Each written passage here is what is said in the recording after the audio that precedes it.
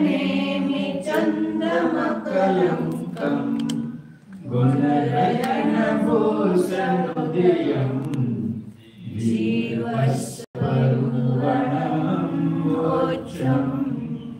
जय बोलो सिद्धांत चक्रवर्ती नेमि चंद्र आचार्य की जय। परम पूज्य छात्र चक्रवर्ती समाधि सम्राट आचार्य नंदी सागर जी महाराज की जय। जय बोलो परम पूज्य प्रातः स्मरणीय गुरुदेव समंत भद्रमुनि महाराज की जय।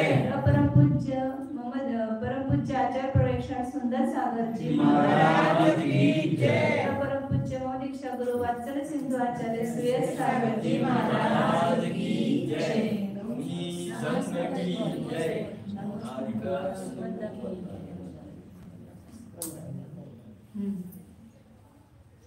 प्रकरण चालू होतं आपलं परमावधी ज्ञानाचं, आणि त्या परमावधी ज्ञानामध्ये द्रव्य क्षेत्र कालभावाचा विषय किती आहे ते सांगितलं।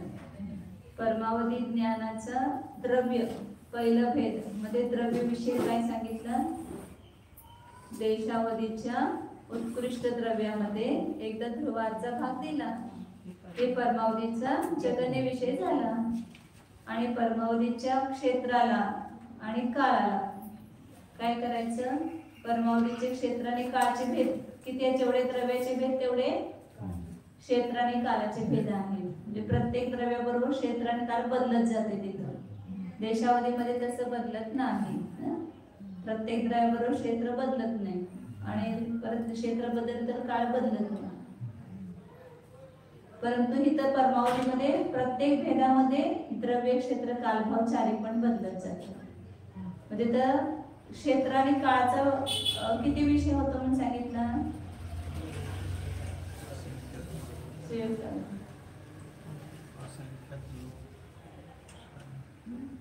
लोकाला देशावधी ज्ञानाचं जे क्षेत्र आहे लोक, त्याला कितीनं गुणायचं? परमावधी ज्ञानाचं जेवढं गच्छाचं प्रमाण आहे त्याचं संकलन धन काढायचं, आणि तेवढ्या वेळेला आवलीचा संख्या अथवा भागतून परस्पर गुणाकार करायचा।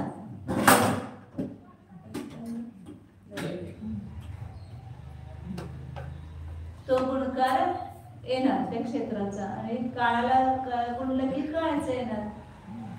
देशावधी ज्ञानाचं क्षेत्र काय? लोक, त्या लोकांना कितीनं गुणायचं? तर परमावधी ज्ञानाचा जेवढा भेद आहे त्याचं संकलन धन काढायचं। चौथा भेद असेल तर संकलन धन किती येणार? 105। चौथा है 20 10 हे संकलन धन आहे। मग 10 वेळा काय करायचं? 10 आवलीचा असंख्यात्वा भाग 10 वेळा ठेवून परस्पर गुणाकार करायचा। जे उत्तर येईल त्याला लोकांनी गुणायचं, जे परमावधीचं क्षेत्र झालं। आणि काळाला गुणलं त्यात गुणकार आणि काळाला गुणायचं, पल्ले -1 तो काळ होणार परमावधीचा। जे परमावधीच्या पहिल्या भेदापासून असंख्यात लोक क्षेत्र सुरू झालं, कारण लोकाला आवलीच्या संख्यात भागाने गुणलं तर असंख्यात लोक झाले ना, मग त्याच्या पुढे असंख्यात गुणित होत जाते ते प्रमाण। कारण आवलीच्या संख्यात एवढ्या वाढले की ते क्षेत्र कसं झालं? असंख्यात गुणित। पहिल्या क्षेत्रापेक्षा दुसरं क्षेत्र असंख्यात गुणित, त्याच्या असंख्यात गुणित असंख्यात गुणित, काळ सुद्धा असंख्यात गुणित होत जातो। आणि भाव तर आहेच, पहिल्यापासून आवलीच्या असंख्यात भाग गुणित होत आलेलेच आहे। आता चारी समान सुद्धा असंख्यात चारी समान सुद्धा असंख्यात गुणित होत जाणार। आता पुढं शेवटच्या भेदामध्ये, परमावधीच्या शेवटच्या भेदामध्ये 3 वेळा असंख्यात लोकांचा गुणकार दाखवलं तर सर्वावधीचं क्षेत्र आणि परमावधीच्या शेवटच्या भेदाचं क्षेत्र याच्यामध्ये किती अंतर आहे? तिथं लोकाला 3 वेळा असंख्यात लोकांना ठेवून गुणलं होतं, काल आपण काढलं होतं ना। सर्वावधीचं लोक गुणिले असंख्यात लोक, असंख्यात लोक गुणिले असंख्यात लोक गुणिले असंख्यात लोक गुणिले असंख्यात लोक, आणि परमावधीचं किती वेळेला आहे? 3 वेळेला। तर परमावधीचं असं 3 वेळेला असंख्यात लोक गुणित कसं काय आलं उत्तर? हे काढण्यासाठी 2 गणिताची सूत्र दिलेली आहेत त्या ठिकाणी, ते प्रमाण काढण्यासाठी। तर पहिल्यांदा ते एक सूत्राच्या द्वारे पद्धत आपल्या लक्षात घेतली की मग इथली आपल्याला काढता येते पद्धत. 420 नंबरची गाथा आहे, बरोबर आहे ना. इच्छिदरासिच्छेदं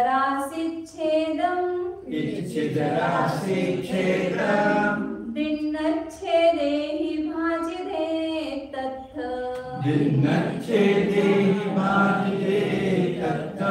लब्धमिद दिन्नरासि नब्बासे इच्छिदो रासि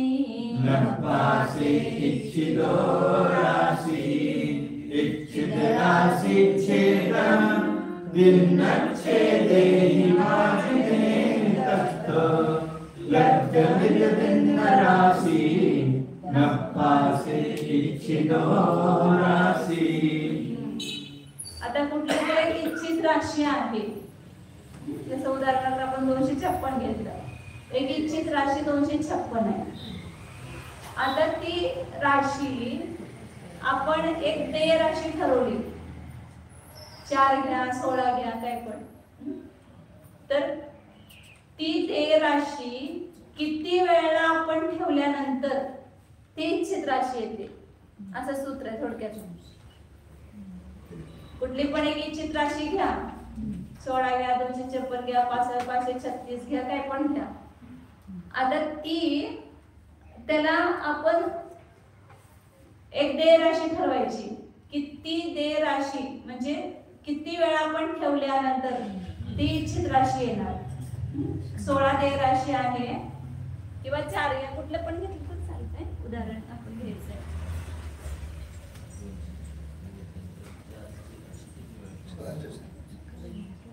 इच्छित राशी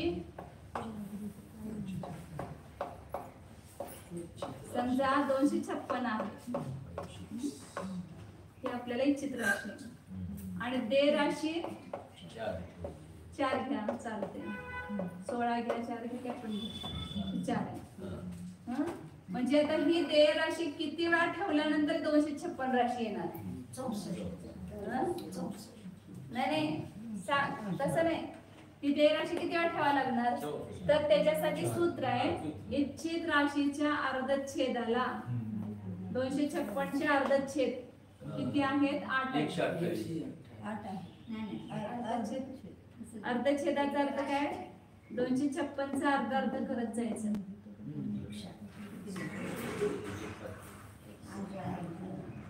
256 चे अर्धच्छेद किती आहेत, 256 चे अर्धे करत जायचं.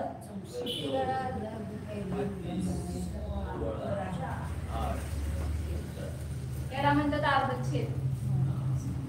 किती आले एकूण अर्धच्छेद, 8 आले. तर त्याला म्हणतात 256 चे अर्धच्छेद 8. याचं सूत्र बनवते पहिल्यांदा, इच्छित राशीचे अर्धच्छेद भागिले देय राशीचे अर्धच्छेद.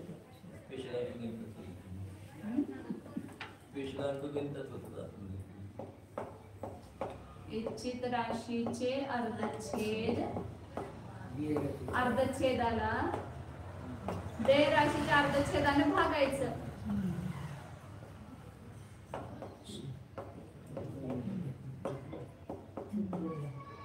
अर्धच्छेद जेवढ्या याचं प्रमाण येईल लब्ध, तेवढ्या वेळेला ही देय राशी ठेवली की ही राशी येणार, इच्छित राशी येणार.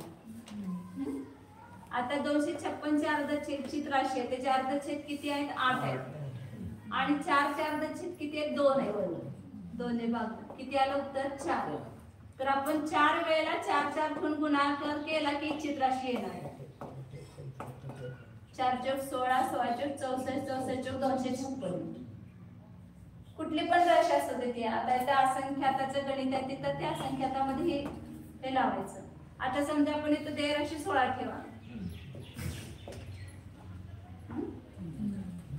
तर त्यांना 256 चे अर्धच्छेद 8 आणि 16 चे अर्धच्छेद 4 किती आलं, 2.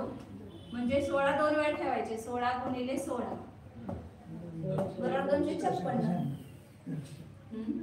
256 येतात. म्हणजे असं कुठल्या पण राशीला आपल्याला त्या प्रमाणात ठेवायचं असेल, काढायचं असेल, तर त्याच्या अर्धच्छेदाला इच्छित राशीच्या अर्धच्छेदाला त्या देय राशीच्या अर्धच्छेदाने भागायचं. म्हणजे मग त्याला तेवढ्या वेळात ठेवून परस्पर गुणाकार केले की ती इच्छित राशी येते.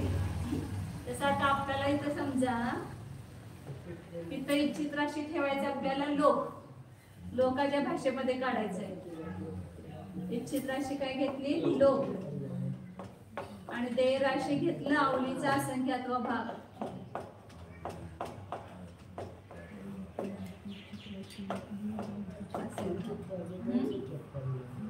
तर अवलीचा असंख्यात्व भाग किती वेळा ठेवल्यानंतर लोक येणार हे काढायचं असेल तर हे सूत्र. मग तर लोकाचे जे अर्धच्छेद आहेत किती आहेत? लोकाचे अर्धच्छेद विरलन राशी अर्धच्छेद अर्धच्छेद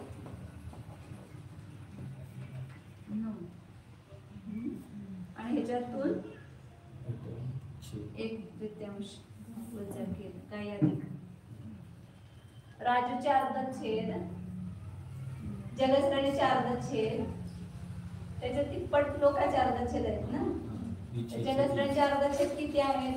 विरलन राशीतून 1/3 भाग कमी आहे आणि सूच्यंकुलाचे घनांकुलाचे अर्धच्छेद छेद 3. आता लोकाचे अर्धच्छेद त्याच्या तिप्पट म्हणजे 9 एवढे लोकाचे अर्धच्छेद आहेत. त्याला विरलन राशी आहे ते आपल्या ह्याच्यामध्ये संदृष्टीमध्ये जे जगस्रणीच्या अर्धच्छेदाच्या तिप्पट लोकाचे अर्धच्छेद आहेत. तर जगस्रणीचे अर्धच्छेद किती आहेत? विरलन राशी त्याची आहे जगस्रणीची जी विरलन राशी आहे जगस्रणीची जी विरलन राशी आहे ते खाली सोडा. त्याला त्याची जी देय राशी आहे घनांकुल त्याचे अर्धच्छेद किती आहे? घनांकुलाचे अर्धच्छेद सूच्यंकुलाच्या अर्धच्छेदाच्या तिप्पट घनांकुलाचे अर्धच्छेद. तर हे जगस्रणीचे अर्धच्छेद होतात. कारण का घनांकुल ही जगस्रणीची देय राशी आहे आणि विरलन राशी पल्ल्याचा असंख्यात्व भाग आहे. ती वीज ठेवली संदृष्टी. त्याला परस्पर गुणलं की लब्ध राशीचे अर्धच्छेद येतात. आता जगस्रणीचे तिप्पट लोकाचे अर्धच्छेद आहेत म्हणून इथं 9 तिप्पट घेतलं. तर लोकाचे अर्धच्छेद झाले. त्याला अवलीच्या असंख्यात्व भागाचे जे अर्धच्छेद आहेत त्यानं भागलं की जे उत्तर येईल. आता कुठलं पण काढायचं मी एकदम लोकाचं घेतलं तर 16 वजा 4 असं घेतले त्याने अवलीच्या असंख्यात्व भागाचे अर्धच्छेद. म्हणजे अवली जे आहे ते जगने परत अनंत आहे. जगने परत असंख्यात आहे. जगने युक्त असंख्यात आहे अवली आणि त्याचे अर्धच्छेद किती आहेत? तर तिथं त्याची संदृष्टी घेतली 16. जगन परित असंख्यात जगने परित असंख्याताची घेतलं तर त्याला मध्यम परित असंख्यात घ्यायची. त्याचे अर्धच्छेद मध्यम परित असंख्यात प्रमाणे त्याची संदृष्टी 16च म्हणते. 16 आणि वजा त्याच्यातून संख्या त्याच्या जे अवलीचा असंख्यात्व भाग आहे ना त्याचे अर्धच्छेद संख्यात घेतले तर ते संख्यात अर्धच्छेद वजा भाज्य भाग हा राशी असेल तर त्याचे अर्धच्छेद माइनस होते. असंख्यात के 4 माने हाँ और अवली के 16 माने. ये संख्यात माने क्योंकि अवली का जो असंख्यात्व भाग है वो असंख्या संख्या छोटी है उसके अर्धच्छेद संख्यात है. अवली के अर्धच्छेद मध्यम परित असंख्यात प्रमाण है और उसका जो असंख्यात्व भाग किया है वो उससे भी छोटा है ना तो उसके अर्धच्छेद संख्यात माने तो संख्यात वर्जा माइनस किए तो अवली के असंख्यात्व भाग के अर्धच्छेद की संदृष्टि माने 16 - 4. तो लोग के अर्धच्छेद में इसका भाग दिया तो जो उत्तर आया ए लब्ध ही आया. तो इतनी बार हम अवली का संख्यात्व भाग रखेंगे तब क्या आएगा?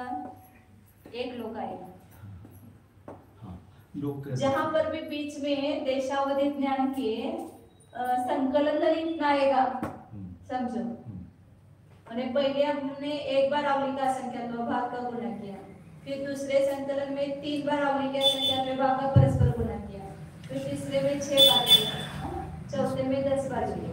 ऐसे बढ़ते बढ़ते जाएगी संख्या और जहां पर वो अवली के असंख्यात भाग इतनी बार आएंगे, तो वहां पर जो परस्पर गुणगान होगा वो लोक होगा, तो लोक गुणित लोक हो जाएगा। मतलब लोक है देशावली का और उसका गुणकार लोक हो जाएगा।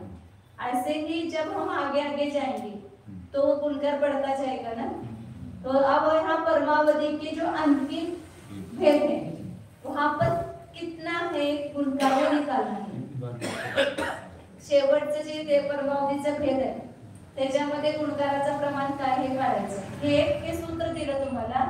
आता इथं लोकांचं ठेवलं, समजा इथं पल्ले ठेवला आपण आणि दावलेचा असंख्यात विभाग 13 ठेवली, तर पल्ल्याच्या अर्धछेदाला दावलीच्या असंख्यात विभागाच्या अर्धछेदाने भागायचं आणि तेवढ्या वेळेला आवलीचा असंख्यात विभागातून परस्पर गुणाकार केला की काय ना पल्ले म्हणजे पल्ल्याचे अर्धछेद भागिले आवलीच्या असंख्यात विभागाच्या अर्धछेद। हे जर उत्तर येईल असंख्यातामध्ये तेवढ्या वेळा आवलीच्या असंख्यात विभाग ठेवलं की काय येणार पल्ले येणार।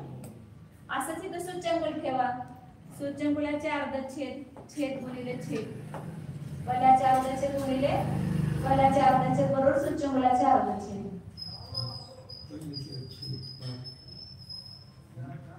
पल्ल्याच्या अर्धछेदाचं विकलन करून त्याच्यावर पल्ले दिल्यानंतर सूच्यंकुल येते, म्हणून सूच्यंकुलाचे अर्धछेद पल्ल्याचे अर्धछेद गुणिले पल्ल्याचे अर्धछेद। विकलन राशीचे अर्धछेद, विकलन राशी गुणिले ते राशीचे अर्धछेद बरोबर लब्ध राशीचे अर्धछेद। म्हणून हे सूच्यंकुलाचे अर्धछेद म्हणजे जी राशीमध्ये आपल्याला जी राशी काढायची असेल त्या राशीच्या अर्धछेदाला ह्या राशीच्या अर्धछेदाने भागायचं। जे उत्तर येईल तेवढ्या वेळा आवलीचे असंख्यात विभाग आपण ठेवले की काय होईल तर पल्ले ना। सूच्यंकुलाच्या अर्धछेदाला आवलीच्या असंख्यात विभागाच्या अर्धछेदाने भागलं।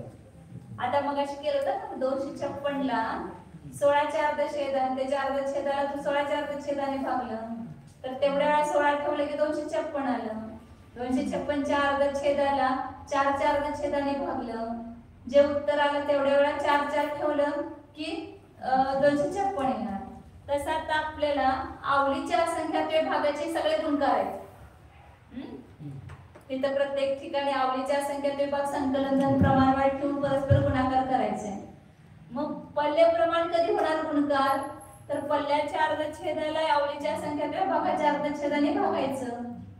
जेवढं उत्तर येईल तेवढ्या वेळा आवलीच्या असंख्यात विभाग ठेवलं तर काय येणार पल्ले येणार। सूच्यंकुलाच्या अर्धछेदाला आवलीच्या असंख्यात विभागाच्या अर्धछेदाने भागायचं, तेवढ्या वेळा आवलीच्या असंख्यात विभाग ठेवलं की सूच्यंकुल येणार। म्हणजे असं मध्ये मध्ये गुणकार पल्ले होत जाणार, मग सूच्यंकुल होणार, गणांकुल होणार, जे काही गुणकार होते ते मध्ये मध्ये होत जातील। आणि ज्यावेळेला लोकाच्या अर्धछेदाला आवलीच्या असंख्यात विभागाच्या अर्धछेदाने भागलं त्यानंतर जे उत्तर आलं तेवढ्या वेळा आवलीच्या असंख्यात विभाग आपण ठेवलं की लोक येणार। मग ते मध्यंतरीच येणार, हे परमावधी ज्ञानाच्या मध्यभेदामध्येच येणार, कारण अजून परमावधीचे भेद किती आहेत असंख्यात लोक प्रमाण आहेत। तेजस कायकाचे अवगाहना गुणिले तेजस कायक राशी बरोबर तेवढे परमावधीचे भेद आहेत, खूप भेद आहेत।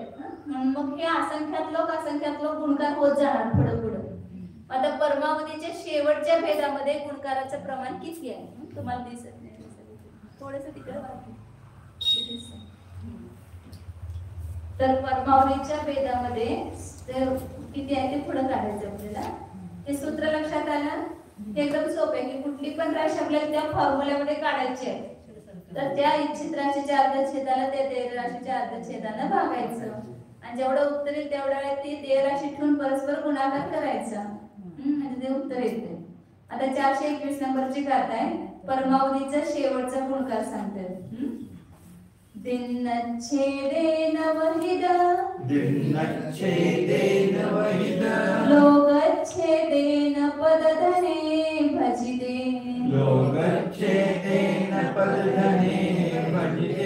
लब्धमिद लोकगुणनम् परमावहि चरमगुणगारो दिनच्छेदेन वहिद लोकच्छेदेन पदधने भजिते लब्धमिद लोकगुणनम्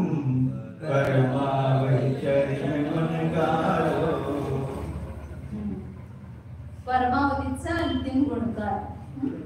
तिथं असं केलं, लोकाच्या अर्थछेदाला देराशी काय अवलीचा असंख्यात अभाव त्यानं भागलं. आणि हे जे उत्तर आलं ह्याला पुन्हा पदधनाला भागायचं. ते संकलन धन जे आलेलं आहे त्याला ते जे उत्तर येईल तेवढ्या वेळेला लोक परस्पर गुणाकार केल्यानंतर परमावधीचा गुणकार येणार. आता पण ह्याच्या पुढचं एक सूत्र लक्षात लावायचं इथं. आता इच्छित राशीला देहराशीने भागलं. हा, देहराशीच्या अर्धछेदाने भागलं. आणि जो लब्ध आले त्यांचा परस्पर गुणाकार केला तर ती लोक येणार. लोक येणार.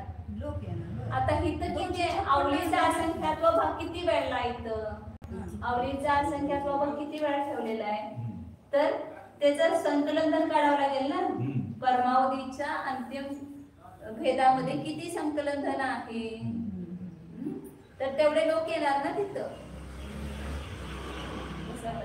आता आपण 256 झाला. आपण इच्छित राशीचे ते अर्धचे 256 मानले तर तेवढंच उत्तर आलं. नाही, इच्छित राशीचे अर्धचे 256 कुठं, 256 अर्धछेद. तुम्ही मध्ये का बसलाय, तुम्हाला सांग. इच्छित राशीचे अर्धछेद. हा, इच्छित राशी 256 आहे. इच्छित राशीचे अर्धछेद 256 नाही, 8 आहे. आणि 16चे अर्धछेद 4. ते 8ला 4ने भागले की 2 आले. मग 16 गुणिले 16 केले की 256 येते.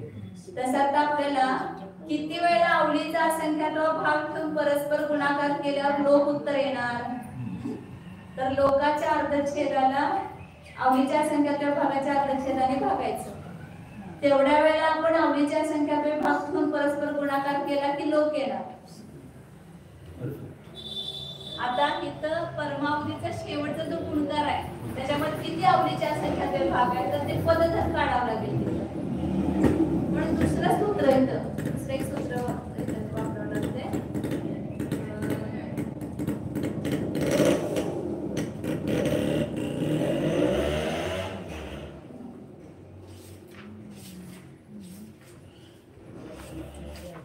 आता जे हे पहिलं सूत्र झालं काय की इच्छित राशीच्या अर्धछेदाला देहराशीच्या अर्धछेदाला भागायचं. अर्धछेदाला देहराशीच्या अर्धछेदाने भागायचं. तर तेवढ्या वेळेला आपण देहराशी ठेवल्यानंतर काय होणार, ती इच्छित राशी येणार. आता आपल्याला इथं देशावलीचा शेवटचा याच्यामध्ये किती लोक येणार हे काढायचं आहे. तर तिथं पुन्हा एक स्टेप काय करावं लागेल, पदधन म्हणजे त्या पदामध्ये आलेलं जे संकलित धन आहे ते धन, त्याला हे वर आलेलं लब्ध, उपयुक्त लब्ध, त्यानं पुन्हा काय करायचं, भागायचं. तर आता आपल्याला लोक ठेवायचा आहे. लोक लोक कितने बार रखेंगे, तर वो आएगा. तर लब्ध येणार. तर एवढ्या वेळेला हे जे लब्ध येईल तेवढ्या वेळा लोकाला ठेवून परस्पर गुणाकार केला तर तिथं अंतिम ह्याच्यामध्ये तो गुणकार येणार. असंख्यात लोक परमावधीचा गुणकार येणार. जसं आता 256 आपण लोक मांडलं, ते राशी किती आवलीचा असंख्यात 64 भागिले 4 हे 16 आहे असं मांडलं. आणि विवक्षित पद आपण 3 घेतलं. समजा विवक्षित पद 3 घेतलं तर तिसऱ्या पदामध्ये संकलित धन किती आहे, 6 आहे. 6 आहे.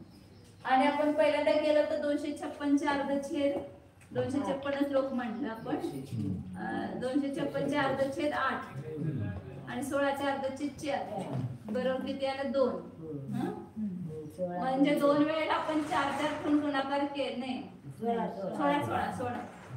ठेवून गुणाकार केला की काय येणार, तिथं 256 येणार म्हणजे लोक येणार.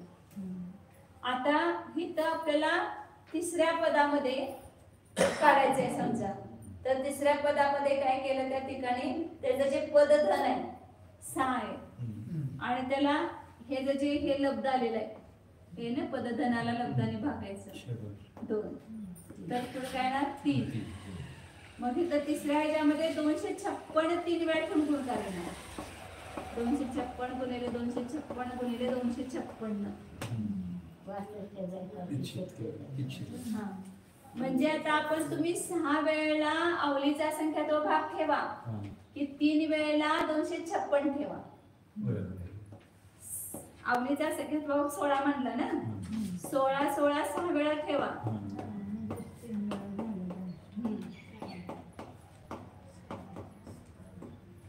आणि आपण लोक 256 मांडला तर 3 वेळेला 256 ठेवा. दोन्हीचे समानच उत्तर येणार. म्हणजे म्हणून पदधनाला ह्या लब्धाने भागायचं. जेवढं उत्तर येईल तेवढ्या वेळा लोक ठेवायचा. कारण हे लोकाच्या अर्धछेद घेतला आपण निश्चित राशी. लोकाच्या अर्धछेदाला अवलीच्या संख्यात्व भागाच्या अर्धछेदाला भागायचं. जे उत्तर येईल तेवढ्या वेळेला अवलीच्या संख्यात्व भाग ठेवून परस्पर गुणाकार केला तर लोक येतो. आता किती वेळेला लोक ठेवून परस्पर गुणाकार केला तर परमावधीचा गुणकार येणार. तर त्याचं पदधन काढायचं आणि त्या पदधनाला ह्या लब्धाने भागायचं. म्हणजे काही उत्तर येईल इथं लब्ध येईल तेवढ्या वेळेला लोक ठेवून परस्पर गुणाकार केला की तो गुणकार येणार. त्या पदाचा गुणकार येणार. म्हणजे जिथं लोक गुणकार येईल त्याच्या पुढं परमावधीच्या ज्या भेदामध्ये परमावधी के जिस भेद में अवली के संख्यात्व भाग इतने हो जाएंगे ना इतने, तो वहां से लोग गुणकार होता जाएगा ना. फिर आगे लोग बढ़ते जाएंगे. तो कितना लोग थे वहां पर ये निकालने के लिए ऐसा करना कि पदधन को इस लब्ध से भाग देना. जो लब्ध आएगा उतने दो. और इतनी बार अवली का संख्यात्व भाग रखो तो वही उत्तर आएगा और इतनी बार लोग रखो तो वही उत्तर आएगा. इस लब्ध प्रमाण अवली का संख्यात्व भाग रखेंगे तो वही उत्तर आएगा और इस लब्ध प्रमाण लोग को रखेंगे तो भी उत्तर वही आएगा. जैसे अभी किया ना 256 3 बार रखो या 16 6 बार रखो. उस पदधन बार अवली का संख्यात्व भाग रखो. दोनों का उत्तर एक आएगा. तो अब यहाँ पर अपने को परमावधि का जो अंतिम भेद है वहां का पदधन निकालना है.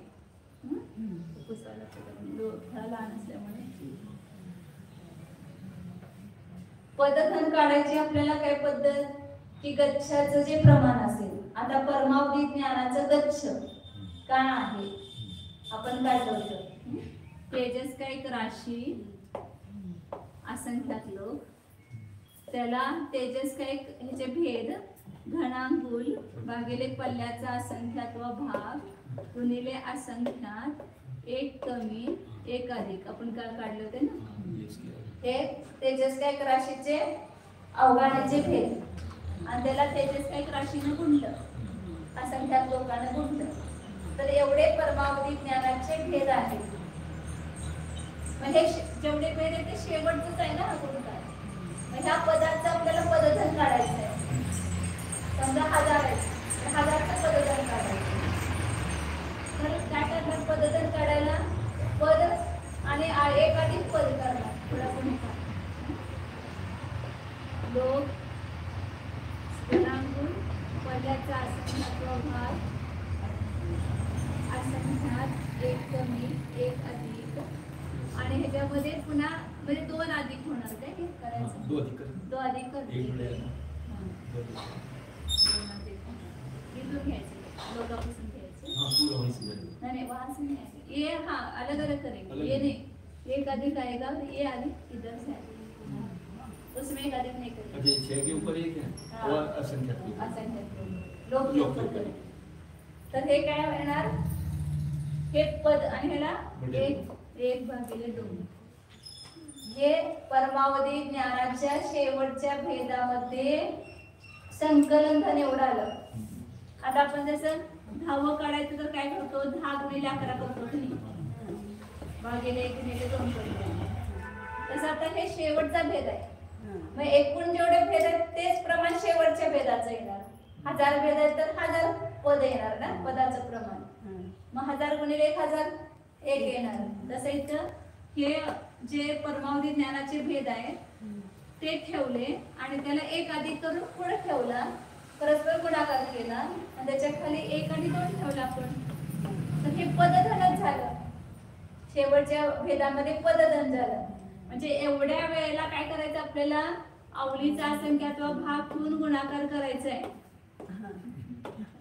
एवढ्या वेळेला या दोन्हीचा गुणकार करून जे येईल तेवढ्या वेळेला काय ठेवायचे, अवलीचे असंख्यात्व भाग ठेवायचे. मग हे किती होतात अवलीचे असंख्यात्वे भाग, तर त्याला लोकांच्या भाषेमध्ये काढायचं आपल्याला. म्हणून काय करायचं, मगाशी सांगितल्याप्रमाणे हे पदधन आहे, ह्याला लोकाचा अर्धछेद भागिले अवलीच्या असंख्यात्वे भागाचे अर्धछेद, त्याचं जे उत्तर आलं त्यानं भागायचं. म्हणजे आता ह्या राशीला इथंच ठेवायला पाहिजे खरं पुढं, 20/9 वजा 1/3 हा, आणि भागिले अवलीचा असंख्यात्वे भागाचे अर्धछेद. म्हणजे ही संख्या इथंच लिहिणार भागाकारामध्ये. ह्याला भागल्यानंतर जे उत्तर येईल तेवढे असंख्यात तेवढे लोक ठेवून परस्पर गुणाकार केल्यावर परमावधीचे शेवटचे गुणकार येणार. किती वेळा लोक येणार, ही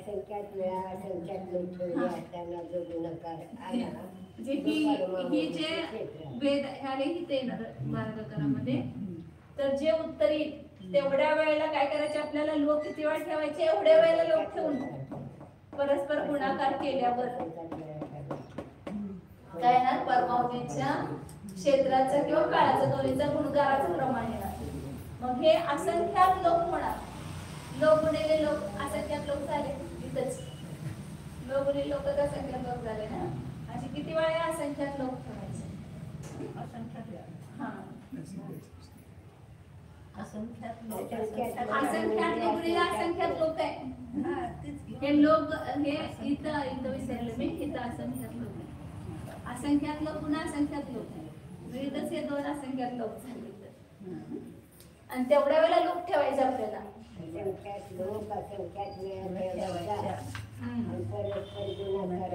नाही, लोक असंख्यात वेळा ठेवायचा. ते असंख्यात संख्या किती आहे, तर असंख्यात लोक गुणिले असंख्यात लोक एवढी संख्या. हा, लोक असंख्या किती असंख्यात वेळेला, हे परमावधी ज्ञानाचे जेवढे भेद आहेत, शेवटचे भेदाचं जे संकलन धन आहे त्याला आपण लोकाच्या अर्धछेदाने अवलीच्या असंख्यात्व भागाच्या अर्धछेदाला भाग म्हणजे उत्तरेत त्यानं भागलं. तेवढ्या वेळेला लोक ठेवून परस्पर गुणाकार केल्यानंतर परमावधीच्या शेवटच्या भेदामध्ये गुणकाराचं प्रमाण येणार, क्षेत्र आणि कालाचं. मग ते किती येते, असंख्यात लोक गुणित असंख्यात लोक गुणित असंख्यात लोक, असं 3 वेळेला असंख्यात लोक गुणित येते उत्तर.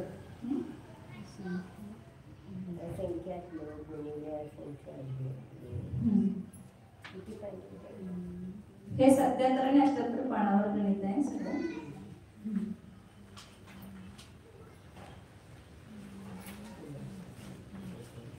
आणि भावाचं प्रमाण तर तिथं चालवतं देशावधीमध्येच असंख्यात लोक, तर इथं असंख्यात लोक गुणित येतात.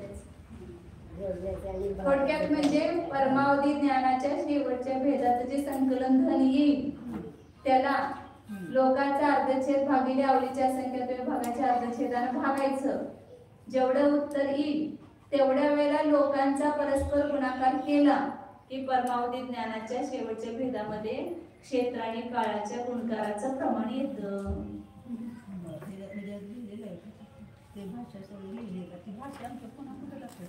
क्षेत्र आहे की म्हणजे भाषा आता बोलला ती भाषा आमच्या लक्षात राहत नाही.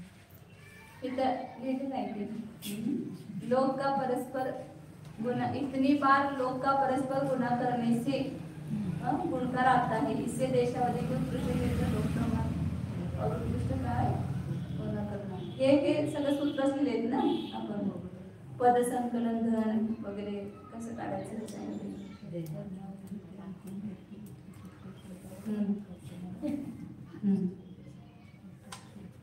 परमावधीच्या शेवटच्या भेदामध्ये गुणकाराचं प्रमाण किती आहे हे काढलं होतं. कसं काढलं तर ते पहिल्यांदा लोक कुठे येतं, कसं येणार तर लोकाच्या अर्धछेदाला अवलीच्या संख्यात्व भागाच्या अर्धछेदाने भागायचं. जेवढं उत्तर येईल तेवढ्या वेळेला अवलीचा संख्यात्व भाग परस्पर होऊन गुणाकार केला की लोक येतो. मग लोकांच्या भाषेमध्ये काढायचं आहे तर जेवढं ते संकलन धन येतं त्या भेदामध्ये त्याला ह्यानं भागायचं, जे आलेला आता लब्ध आहे त्याला. तेवढ्या वेळा लोक परस्पर गुणाकार केला की ते गुणकाराचं प्रमाण येतं. म्हणजे असंख्यात लोक हे गुणकार आहेत. असंख्यात लोक गुणित असंख्यात लोक गुणित असंख्यात लोक असं इथं गुणकाराचं 3 वेळेला असंख्यात लोक ठेवून गुणाकार. आता इथंच हे प्रमाणच बघा की हे असंख्यात लोक आहेत, असंख्यात लोक एवढ्या वेळेला लोक ठेवायचे. म्हणजे मग तिथं असंख्यात लोक गुणित असंख्यात लोक गुणित असंख्यात लोक येणार.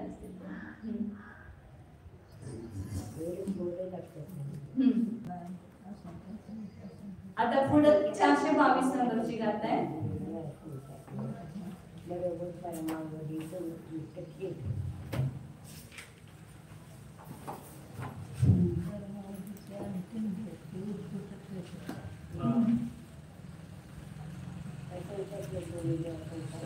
तिथे ह्याच्यामध्ये पण आपले हे जे आहे ना घाललेले आपले ह्याच्यामध्ये सुद्धा सगळं ते बोलतो वाक्यांत कशी केलेली आहे.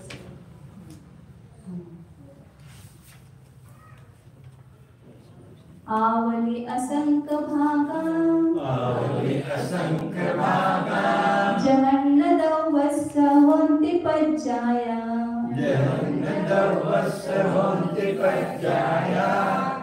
कालस्य जहन्नादो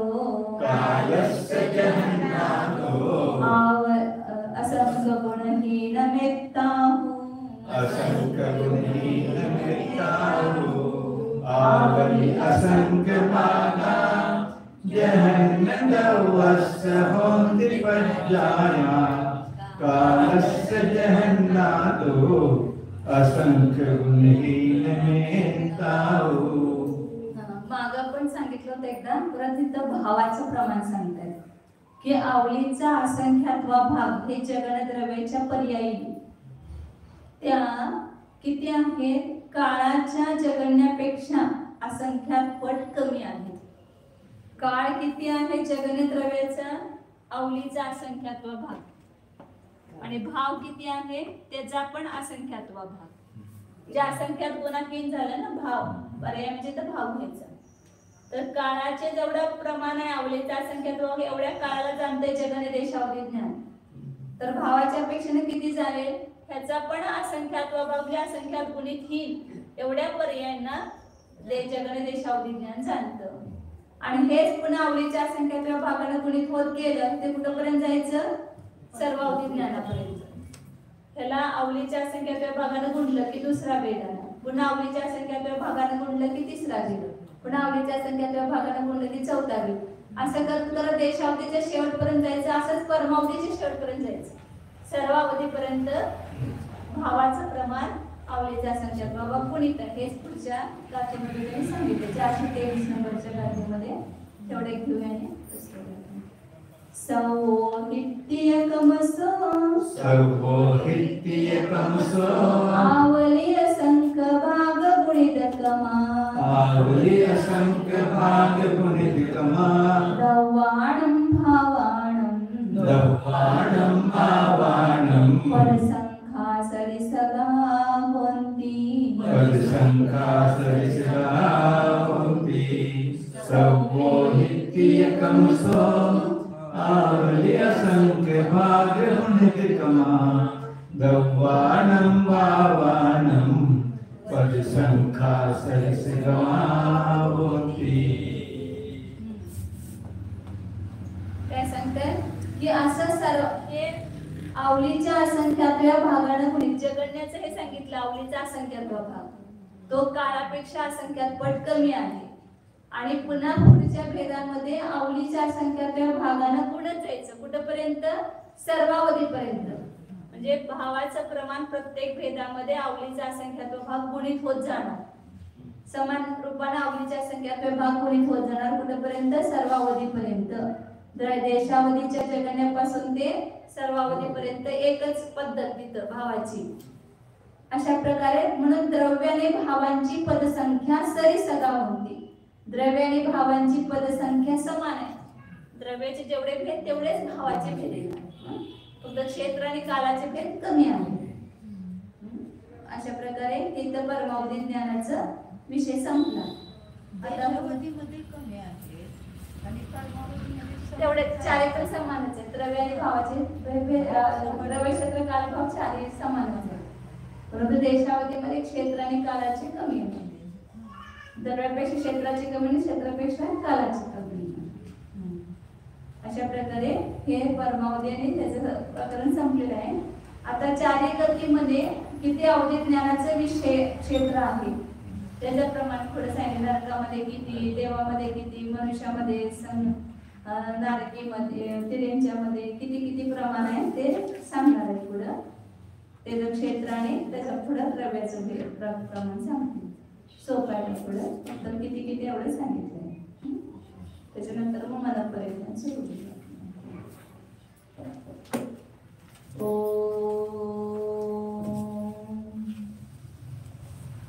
जाना हामी शुद्ध चैतन्यमय जीवाचा ज्ञान दर्शन संपन्न आहे. तंकोत्कीर्ण न्याय स्वरूपचा शुद्ध चैतन्य स्वरूप परम समता स्वरूप परम शांत स्वरूप निराकुल स्वरूप निरंजन स्वरूप शुद्ध एको ध्रुव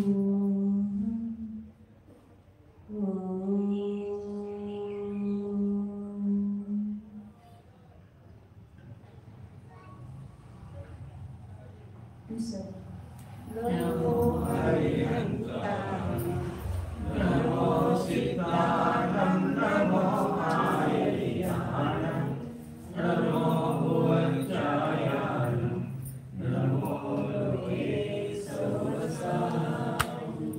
अप्राणिक स्वाध्याय निष्ठापन क्रिया पूर्वाचार्य क्रमेण सकल कर्मचार्थं भावपूजा समितां श्री शुद्ध भक्ति